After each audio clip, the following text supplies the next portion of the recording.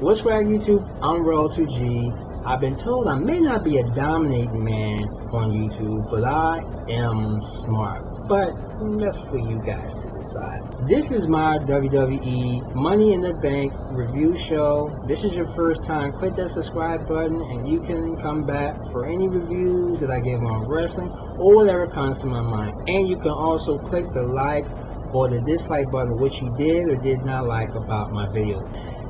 Alright, here's what went down. We kicked off with the preview show. The WWE Tag Team Champions Kofi Kingston, R-Truth, defending their titles against Hunico and Camacho. This was a pretty decent match, I must say, to really kick off the show, but I predicted that R-Truth and Kofi Kingston would indeed retain their WWE Tag Team titles. Then we get on to the show.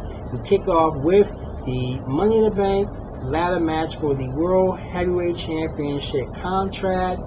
It was Damien Sandow, it was Santino Marella, it was Sin Cara, it was Cody Rhodes, it was Christian, it was Dolph Ziggler, and it was Tyson Kidd, and don't forget Tenzai was also in the match. This, to kick off the pay-per-view, was very, very decent. Every last one of those 8 WWE superstars put their self to the test, and I must say I was not really disappointed in how it all kicked off. I mean, Tenzai, who I expect to be in this match, really proved me wrong. And then you got Tyson Kidd and Cody Rhodes and Christian.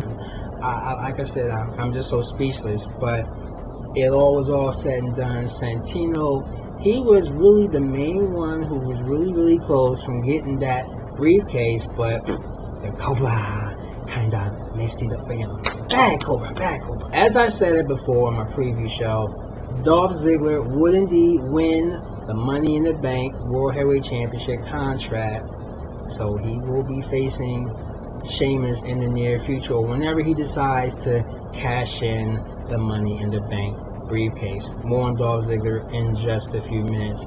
So we get The Miz, for the first time in 2 months, stated to the WWE Universe he's back, and he announces that he is going to be the 5th man to be in the Money in the Bank WWE Championship contract match with Kane, John Cena, Chris Jericho, and The Big Show a little later on. We get to the next match. It is for the World Heavyweight Championship. The Great White Shamers won defending his title against the Mexican aristocrat Alberto Del Rio. Anticipating. This was the build-up that we all were expecting. Sheamus, Alberto Del Rio, after being pummeled by Del Rio in the last couple of weeks. I mean, Sheamus really gutted it out. I told you this would be the toughest fight of his life as a champion, and I indeed was right. At the end, Sheamus with the bro kick after the white noise beats Alberto Del Rio in his toughest World Heavyweight Championship match since becoming champ back at WrestleMania.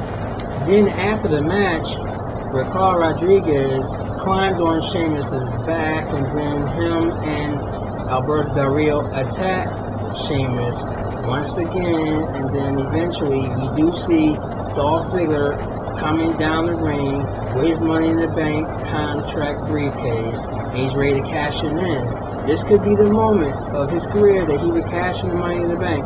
So Del Rio is talking to Ziggler, and he pushes Del Rio out of the ring, and he tries to cash in his Money in the Bank briefcase. He gives the briefcase to the referee. Without notice, he turns and Sheamus gives him a kick right in the face before the referee could even say that Ziggler would indeed cash in the Money in the Bank briefcase and go on to be the new World Heavyweight Champion. But not tonight, as Sheamus retains the title and Dolph Ziggler, for now, keeps his Money in the Bank briefcase. Then we get another match. It's a tag team match with Epico and Primo against Primetime Players with AEW. This was also a pretty cool match, and no one didn't expect primetime players to really stay in this match because they've been pretty much bolting out before the match is even won. But not tonight, as Epico and Primo did in fact beat the number one contenders for the tag team championship on this night. But it was not what happened during the match, and alongside were the tag team champions Kofi Kingston and R-Truth, is what happened after the match, when pretty much AEW was really talking throughout the match and all of this. So he went on and continued and talked to the tag team champions. So they, all three of the primetime players and their manager of a sort, went to confront them. And the next thing you know, he's talking, and then all of a sudden, R-Truth throws the water right into the face and mouth of AEW. Man, oh man, I was cracking my ass. Oh, nice little shot in the mouth and in the face, and he kind of felt really embarrassed.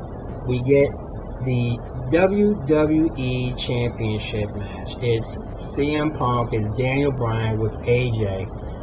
They call this match now a no disqualification match. So I'm like, if this is a no disqualification match, why bother having AJ as special guest referee? But all entails, the match did happen. So it's Daniel Bryan, CM Punk, AJ in the ring. And there were times where AJ was just a little confused and lackadaisical, like she didn't know what she was going to do. Excuse me. AJ did get hurt by CM Punk when Bryan pushed CM Punk into AJ. She was coming back into the ring, knocking her back off the apron and injuring herself. So eventually she's lifted off by the refs and then comes back later on eventually. Toughening up, this was like I said, a entertaining match because these two, CM Punk and Daniel Bryan, they know each other.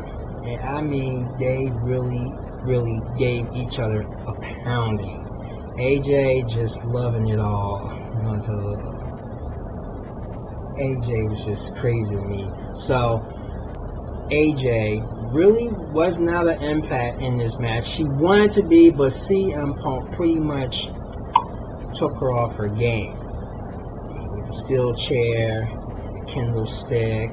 And at times we thought that she was going to be in favor of Daniel Bryan, then CM Punk pummeled CM Punk into the table. CM Punk was going to pummel Daniel Bryan to the table. It was at the end, the suplex puts Daniel Bryan and CM Punk through the table. CM Punk getting the win over Daniel Bryan. And no save with AJ. The CM Punk does retain the title. AJ's just wondering what she's going to do with herself.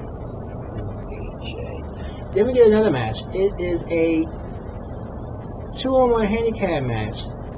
Curtis Hawkins, Tyler Rex versus Ryback. And I've seen this match before, and Ryback really dominated them the first time. Now, it was a complete different story. The first part of the match, it was Curtis Hawkins and Tyler Rex really putting Ryback down for the first time in his career. He's undefeated. He had little scratches and all of that, but he pretty much came back, threw Curtis Hawkins out of the ring, and put Tyler Rex into his finishing move, which he called something I don't know. You guys help me out with that. And he beat Curtis Hawkins and Tyler Rex, and once again he's undefeated in the WWE, and once again he wants more competition, and I do suspect something coming at SummerSlam.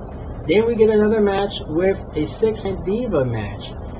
Layla, Tamina Snuka, and Caitlyn against Beth Phoenix, Natalya, and Eve.